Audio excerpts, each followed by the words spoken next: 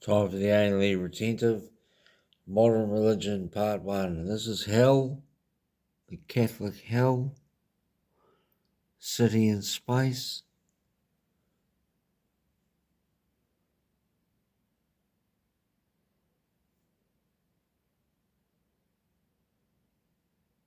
This is Heaven, 3 planets.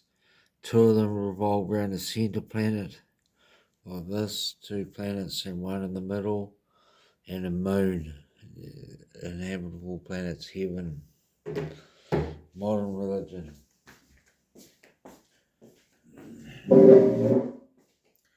Based on coming into contact with Hamish Kilgar. He was pretty much the Velvet Underground, suicide, punk, and disco, and apparently raw power was the end of him.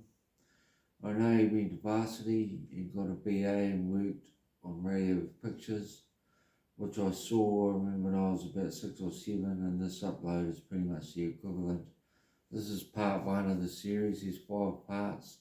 He produced solo albums, was in the Clean primarily, The Great Unwashed, Belter Space, The Mad Scene, and was an artist. Through meeting him at Sammy's 2000, we had a bit of a chat. He was into really obscure music, big fan of Dave Mitchell, and was at that time working in construction over the States. He lived there for about 35 years or so, as far as I know. He had a wife in his 20s, married an American, Lisa Seagull, and I'm not sure whether he had a son in a relationship with a lady from Tiny Ruins. He almost got me a job doing the cover of his solo album, and we chatted quite frequently on Facebook. He said he quite loved all my designs. He also asked me if I was a Christian. I asked him if he knew Wally Lewis. He said no. I heard of him first. He was beatnik on a telecom ad in 1997, life-changing for better or worse. It's too late now. I delved deeper and deeper into the clean and Dunedin sound, coinciding with being diagnosed with schizophrenia on January 1st, 2002, and tucked into the mental health system. I was in a band of Swamp Blues in 1999-2000 and saw a lot of similarities between Otamoto and Dunedin. Basically, when you take a look outside yourself as unhealthily obsessed, and it's probably an example of it, but I see it as being of value because it's what nobody talks about and is the most important stuff. The core being is involvement with religion, humanity's true purpose of perfection, eternal life on inhabitable planets, heaven, like I just showed you, and city and space hell. Everyone has their own ideas, but will continue to just do the best they can, and maybe there's always a possibility. He calls heaven hullabaloo and hell babble. Over the last few years, looked at it as trying to review the peak of humankind and still do work at it every day. The basics of it though is that I've noticed the ghost of Rome happening, and that people always do their best and gossip and play tricks on each other, all of which nobody really understands or wants to talk about with me because it's inappropriate. They mostly play tricks on me, the whole world. Well, impossible because it's like I'm trying to own your mind. It's deeply personal, psychopathic, and this sort of behaviour has become widespread today. Inherent knowledge with the youth. The exact opposite theory is how I explain Hamish's exploits in the urban legend and nature works along those lines, getting up to stuff when you don't know he's up to it. Whether or not he'll tell you anything about it, I'll never know.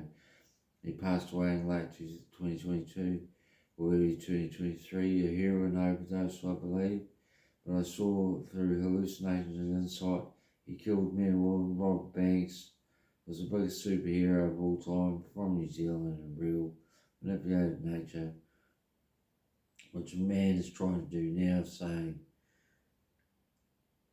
that the man is a schizopedo and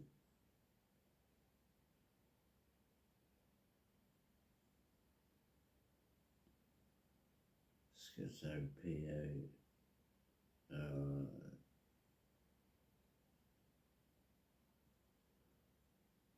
Oh, can't read it. I believe schizo-PO, bloody, just a scumbag. I believe he is a prophet to teach us, stemming back to Christ, and I was his protege. Everyone has their own minds and wants to be the them they'd like to be, like I tried from 2000 to the 2020s. But like I said, gossip and playing tricks will always remain. He got sick of a cricket game and took his bat up the main street with Dunedin pelting people. The bat was shaped into a dagger at the top of the handle, which he used for his first kill, Stephen, stabbing him in the throat. Stephen thought he was just being full of himself and trying to hurt his feelings. I mean, the real Stephen, he worked for TCMH, great guy, and he interviewed all the participants in Kingdom Come and Purpose Humanity, but he had no idea of all their own. Or like I said, it's hard to discuss how I bring it up. People would chase him and be killed. Renee's mother's one who he'd crushed under a train. He would steal onto international plane flights and chase down rock stars. John Pertwee ended up being buried up to his neck in stones. He worked with Muscles, Ross Humphreys and forestry, all of which didn't really happen. Exact opposite Syria it is, but I've had a lifetime following in his footsteps. They put him in psych ward and ended up bringing him back there to slay the staff. He cut one guy in half with a sword, Paul Jacobs. This is all unknown, or that they want that the Dunedin guys to remain a well-kept secret. I write this down because we were part of it too.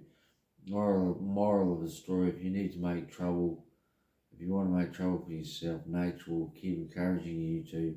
We all have our own ideas and word gets around. He called it the music. It was for the whole human race, not just me, and you all have better ideas. That you're right and I'm wrong causes disfigurement, disorder with creation, society too, and yourself. And I tell the voices, why do you have to be right about what I'm talking about? You don't have to listen to me all the time, which brings us to boxing in the 70s, according to this kid born in 1975. Whether or not it's okay to tell people what to do, Ali says yes, Fraser no. But for me, 1997, being Nick Opens the door to Tupamaya, the left hand of God, the Mary Jesus' second coming, which is a prophecy till about 2012. He was to be born in Beretta where the lads lived with a ceremony, and Hamish the Clean with 3 wise men. I went and saw the Clean in 2002 and Hamilton followed them back to their motel and stayed parked outside. Robert Scott came and had a chat to me. He said, what's with all the stuff in the back of your car? It was a white Mazda hatchback, bought a Ryan, a fellow plasterer. I was homeless at the time. As I left, I said, look for the star, meaning the Star of Bethlehem. I chatted with Robert on Facebook and he said they still talk about that. And this was about 2015. Through Tupid, our era,